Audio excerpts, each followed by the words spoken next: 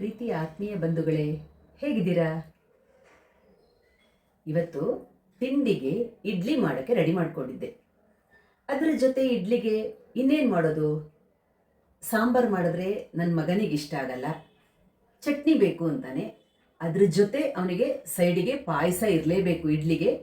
ಆದರೆ ನಮ್ಗದಾಗಲ್ವಲ್ಲ, ನಾವೇನು ತಿನ್ನೋದು? ಒಂದು ಚಟ್ನಿ ಬೇಕು. ಏನು ಚಟ್ನಿ ಮಾಡೋದು ಇವತ್ತು ಅಂತ ಯೋಚನೆ ಮಾಡ್ತಿದ್ದೆ. ಆಗ ಒಂದು ಐಡಿಯಾ ಬಂತು, ಅದನ್ನು ನಿಮಗೂ ಹೇಳೋಣ, ನಿಮಗೂ ತೋರಿಸೋಣ ಅಂತ ನಿರ್ಧರಿಸಿ ಈಗ ಹೇಗೆ ಮಾಡೋದು ಅಂತ ಹೇಳ್ತಿದ್ದೀನಿ, ಯಾವುದ್ರಲ್ಲಿ ಮಾಡ್ತಾ ಇದ್ದೀನಿ ಅಂತ. ಈಗ ನಮಗೆ ತುಂಬ ಕಿತ್ತಳೆ ಹಣ್ಣು ತುಂಬ ಸಿಗುತ್ತೆ, ಆರೆಂಜ್. ಈ ಆರೆಂಜು ಆರೋಗ್ಯಕ್ಕೂ ತುಂಬ ಒಳ್ಳೆಯದು. ವಿಟಮಿನ್ ಸಿ ತುಂಬ ಜಾಸ್ತಿ ಇರುತ್ತೆ. ನಾವೆಲ್ಲ ಏನು ಮಾಡ್ತೀವಿ, ಹಣ್ಣು ಸಿಪ್ಪೆ ಬಿಡಿಸಿ ಹಣ್ಣು ತಿಂದು ಸಿಪ್ಪೆನ ಬಿಸಾಡ್ತೀವಿ. ಆ ಸಿಪ್ಪೆನ ಉಪಯೋಗಿಸಿ ನಾವು ಒಂದು ಇಡ್ಲಿಗೆ ಚಟ್ನಿ ಮಾಡಿಬಿಡೋಣ ಅಂತ ನಾನು ನಿರ್ಧಾರ ಮಾಡಿಬಿಟ್ಟು ಇವತ್ತು ಒಂದು ಆರೆಂಜ್ ಜೊತೆ ಆರೆಂಜ್ ಸಿಪ್ಪೆ ಚಟ್ನಿ ಮಾಡೋಣ ಅಂತ ರೆಡಿ ಮಾಡ್ಕೊಂಡಿದ್ದೀನಿ. ಈ ಆರೆಂಜ್ ಸಿಪ್ಪೆ ಕೂಡ ತುಂಬ ಒಳ್ಳೆಯದು ಆರೋಗ್ಯಕ್ಕೆ. ಅದರಲ್ಲೂ ವಿಟಮಿನ್ ಸಿ ತುಂಬ ಧಾರಾಳವಾಗಿ ಹೇರಳವಾಗಿ ಇರುತ್ತೆ. ಆಮೇಲೆ ಈ ಚರ್ಮಕ್ಕಂತೂ ಈ ಆರೆಂಜ್ ಕಿತ್ತಳೆ ಹಣ್ಣಿನ ಸಿಪ್ಪೆ ತುಂಬ ಒಳ್ಳೆಯದು.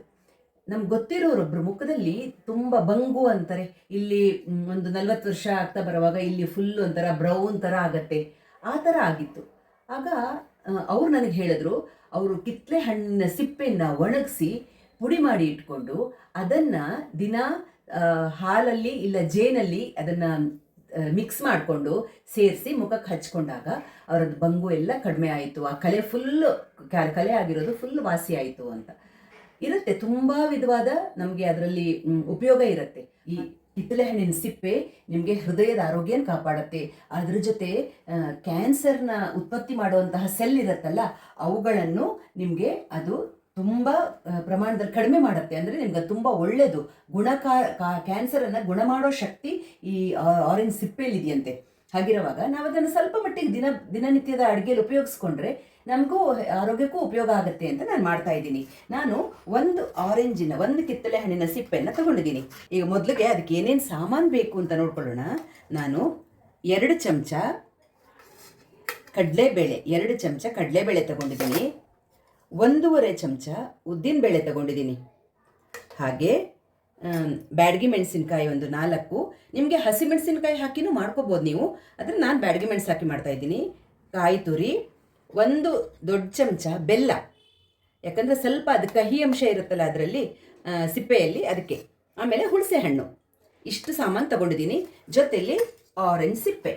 ಈ ಆರೆಂಜ್ ಸಿಪ್ಪೆನ ಒಂದು ಸ್ವಲ್ಪ ನಾವು ಸಣ್ಣಕ್ಕೆ ಕಟ್ ಮಾಡ್ಕೊಳ್ಳೋಣ. ನಿಮಗೆ ಆ ಘಮ ತುಂಬ ಚೆನ್ನಾಗಿರುತ್ತೆ. ಸ್ವಲ್ಪ ಉಪ್ಪು ಹುಳಿ ಖಾರ ಜಾಸ್ತಿ ಇರಬೇಕು ಅದರಲ್ಲಿ. ಉಪ್ಪು ಹುಳಿ ಖಾರ ಸಿಹಿ ಅಂಶನೂ ಬೇಕು, ಯಾಕಂದರೆ ಇದು ಸ್ವಲ್ಪ ಸಿಪ್ಪೆ ಕಹಿ ಇರೋದ್ರಿಂದ ಸ್ವಲ್ಪ ಬೆಲ್ಲ ಹಾಕಬೇಕಾಗತ್ತೆ. ಬೆಲ್ಲ ಹಾಕಿದಾಗ ನಿಮ್ಗೆ ರುಚಿ ಚೆನ್ನಾಗಿ ಬರುತ್ತೆ. ನೋಡಿ, ನಾನು ಈಗ ಅರ್ಧ ಕಿತ್ತಳೆ ಹಣ್ಣಿನ ಸಿಪ್ಪೆ ತಗೊಂಡಿದ್ದೀನಿ.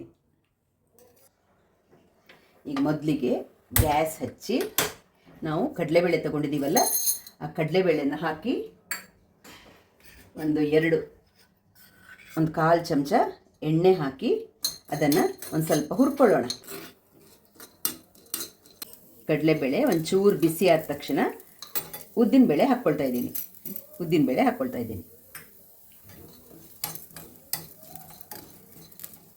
ಈಗ ಬ್ಯಾಡಗಿ ಮೆಣಸು ಸ್ವಲ್ಪ ಅಷ್ಟು, ಈಗ ಈ ವೆದರ್ ಥಂಡಿ ಇರೋ ಕಾರಣ ಅಷ್ಟು ಕ್ರಿಸ್ಪಿಯಾಗಿ ಗರಿ ಆಗಿರಲ್ವಲ್ಲ, ಅದಕ್ಕೆ ಬ್ಯಾಡಗಿ ಮೆಣಸನ್ನು ಹಾಕ್ಕೊಂಡ್ಬಿಟ್ರೆ ನಿಮಗೆ ಗರಿ ಆಗುತ್ತೆ. ಬ್ಯಾಡಗಿ ಮೆಣಸನ್ನು ನಾನು ಹುರಿಯಕ್ಕೆ ಹಾಕೋತಾ ಇದ್ದೀನಿ.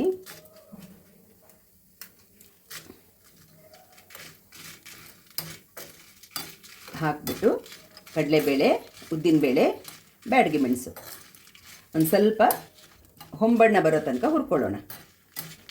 ನೋಡಿ, ಈಗ ಕಡಲೆಬೇಳೆ ಉದ್ದಿನಬೇಳೆ ಕೆಂಪಾಗ್ತಾ ಬಂತು, ಹೊಂಬಣ್ಣ ಬರ್ತಾ ಇದೆ. ಈಗ ಇದನ್ನು ನಾವು ಮಿಕ್ಸಿ ಜಾರಿಗೆ ಟ್ರಾನ್ಸ್ಫರ್ ಮಾಡ್ಕೊಳ್ಳೋಣ.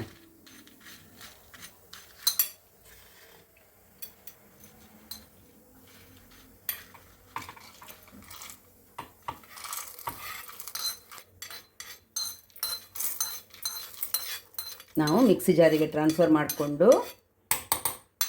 ಈಗ ಆರೆಂಜ್ ಸಿಪ್ಪೆ ಇದೆಯಲ್ಲ, ಅದನ್ನು ಒಂದು ಸ್ವಲ್ಪ ಹಾಕ್ಕೊಂಡು ಹುರ್ಕೊಳ್ಳೋಣ. ಸ್ವಲ್ಪ ಅದು ನೀರಿನ ಅಂಶ ಎಲ್ಲ ಹೋಗಿ ಸ್ವಲ್ಪ ಡ್ರೈ ಆಗಬೇಕು. ನೋಡಿ, ಒಂದೆರಡು ಒಂದು 1/4 ಚಮಚ ಎಣ್ಣೆ ಹಾಕ್ಕೋತೀನಿ. ಒಂದು 1/4 ಚಮಚ ಎಣ್ಣೆ ಹಾಕ್ಕೊಂಡು ಹುರಿತಾ ಇದ್ದೀನಿ.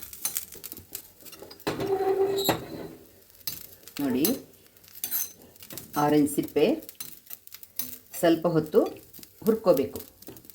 ಒಂದು ಸ್ವಲ್ಪ ಕೆಂಪಾಗ್ತಾ ಬರುತ್ತೆ.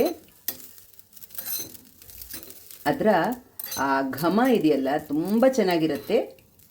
ಬೆಲ್ಲ ಬೇಡ ಅನ್ನೋರು ಬೆಲ್ಲ ಹಾಕದೇನೂ ಮಾಡ್ಬೋದು. ಆದರೆ ಅದರಲ್ಲಿ ಸ್ವಲ್ಪ ಕಹಿ ಅಂಶ ಇರೋದಕ್ಕೆ ಒಂದು ಸ್ವಲ್ಪ ಬೆಲ್ಲ ಹಾಕಿದಾಗ ಉಪ್ಪು, ಹುಳಿ, ಖಾರ, ಸಿಹಿ ಎಲ್ಲ ಸೇರಿಕೊಂಡು ತುಂಬ ರುಚಿಯಾಗಿರುತ್ತೆ. ಇದು ಕೆಂಪಾಗ್ತಾ ಬಂತು ನೋಡಿ, ಸಾಕು. ಸಿಪ್ಪೆ ಇಷ್ಟು ಹುರ್ಕೊಂಡ್ರೆ ಸಾಕು. ಒಂದೆರಡು ನಿಮಿಷ ತಣ್ಣಗಾಗಕ್ಕೆ ಬಿಡೋಣ. ಅದನ್ನು ಗ್ಯಾಸ್ ಆಫ್ ಮಾಡಿದ್ದೀನಿ. ಮಿಕ್ಸಿ ಜಾರ್ಗೆ ನಾವು ಕಡಲೆಬೇಳೆ, ಉದ್ದಿನಬೇಳೆ, ಬ್ಯಾಡಗಿ ಮೆಣಸು ಹಾಕ್ಕೊಂಡಿದ್ದೀವಿ. ಅದಕ್ಕೆ ಹುರಿದಿರೋ ಆರೆಂಜ್ ಸಿಪ್ಪೆಯನ್ನು ಹಾಕೋಣ.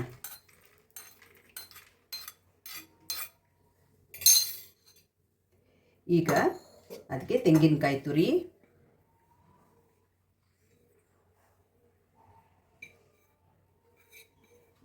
ಒಂದು ಕಪ್ಪು ಫ್ರೆಶ್ ತೆಂಗಿನಕಾಯಿ ತುರಿ, ಆಮೇಲೆ ಹುಣಸೆ ಹಣ್ಣು. ನಾನು ಅದನ್ನು ಕುದಿಸಿ ಸಿಪ್ಪೆ ಕಸ ಎಲ್ಲ ತೆಗೆದಿಟ್ಕೊಂಡಿದ್ದೀನಿ. 1 ಸ್ಪೂನ್ ಬೆಲ್ಲ, 1-1.5 ಸ್ಪೂನ್ ಹಾಕಿದ್ರೂ ಪರವಾಗಿಲ್ಲ, ಯಾಕಂದರೆ ಸ್ವಲ್ಪ ಕಹಿ ಅಂಶ ಇರೋದಕ್ಕೆ ಸ್ವಲ್ಪ ಬೆಲ್ಲ. ಆಮೇಲೆ ರುಚಿಗೆ ತಕ್ಕಷ್ಟು ಉಪ್ಪು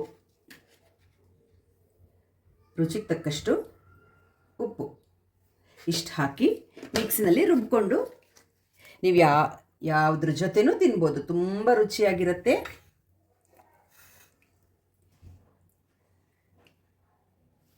ನೋಡಿ, ಮಿಕ್ಸಿಲಿ ರುಬ್ಬಿದ್ದೀನಿ. ನೋಡಿ ಹೇಗೆ ಬಂದಿದೆ ನೋಡಿ.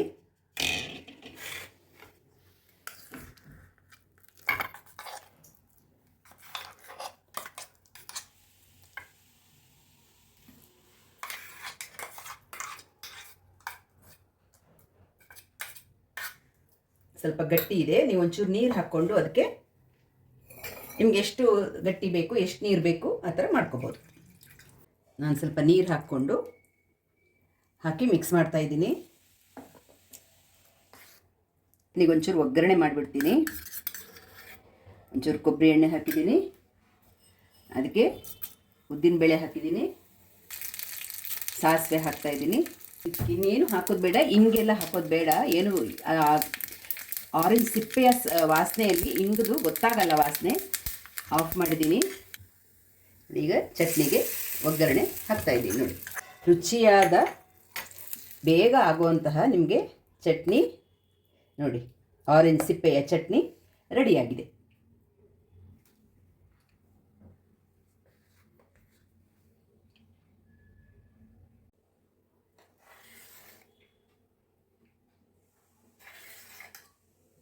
ನೋಡಿ ಆತ್ಮೀಯರೇ, ಇಡ್ಲಿ ಜೊತೆ ಅಥವಾ ದೋಸೆ ಜೊತೆ ನಿಮಗೆ ಈ ಆರೆಂಜ್ ಸಿಪ್ಪೆಯ ಚಟ್ನಿ ತುಂಬ ಚೆನ್ನಾಗಾಗತ್ತೆ. ನೋಡಿ, ಇಡ್ಲಿ ಜೊತೆ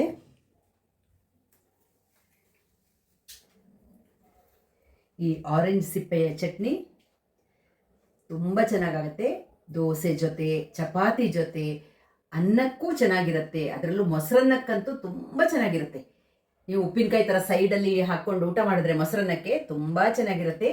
ಎಲ್ಲರೂ ಒಂದ್ಸಲ ಟ್ರೈ ಮಾಡಿ, ಹೇಗೆ ಬಂತು, ಹೇಗೆ ನಿಮ್ಗೆ ಇಷ್ಟ ಆಯಿತಾ ಅದರ ರುಚಿ ಅಂತ ಖಂಡಿತ ಕಮೆಂಟ್ ಬಾಕ್ಸಲ್ಲಿ ತಿಳಿಸಿ. ಸಿಗೋಣ ಮುಂದಿನ ವಿಡಿಯೋದಲ್ಲಿ. ಅಲ್ಲಿ ತನಕ ರಾಯರು ನಿಮ್ಮೆಲ್ಲರನ್ನ ಚೆನ್ನಾಗಿಟ್ಟಿರಲಿ ಅಂತ ಪ್ರಾರ್ಥಿಸ್ತಾ ಸಿಗೋಣ ಮುಂದಿನ ವಿಡಿಯೋದಲ್ಲಿ. ಧನ್ಯವಾದಗಳು. ನಮಸ್ಕಾರ.